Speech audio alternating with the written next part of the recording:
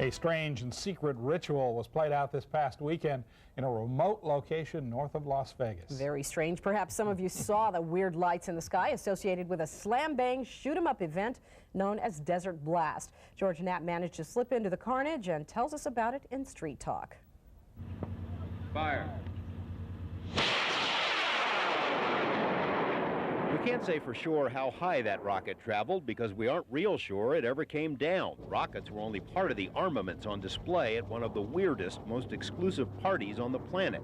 You can tell from the Desert Blast logo that something more sinister than pre-4th sparklers is at work here. It's not every day you go to a party in which people tow howitzers behind their cars. And hey, if you're going to have a four-wheel drive covered wagon, you should also probably have a four-wheel drive stagecoach, right? This gathering probably has more combined firepower than most third world armies. There's the Desert Blast Air Force, for instance, which included not only spectacular aerial stunts, but later a mock battle in which vintage planes chased each other, capped off with a .50 caliber barrage from a chopper that decimated 2 cars.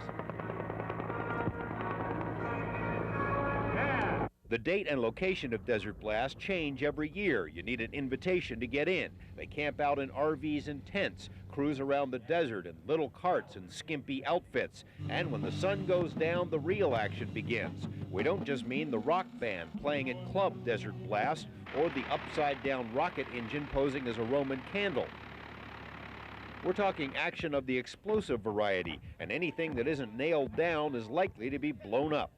Take the flaming wall of death, for instance, or the world's longest waterfall of fire, a gasoline-soaked teddy bear that turns a bonfire into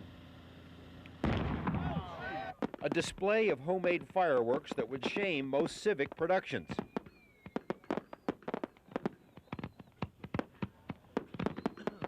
And something we're sure you've never seen before, the Great Burn-Off.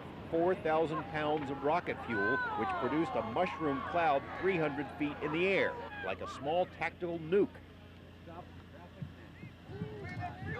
Want to see it again?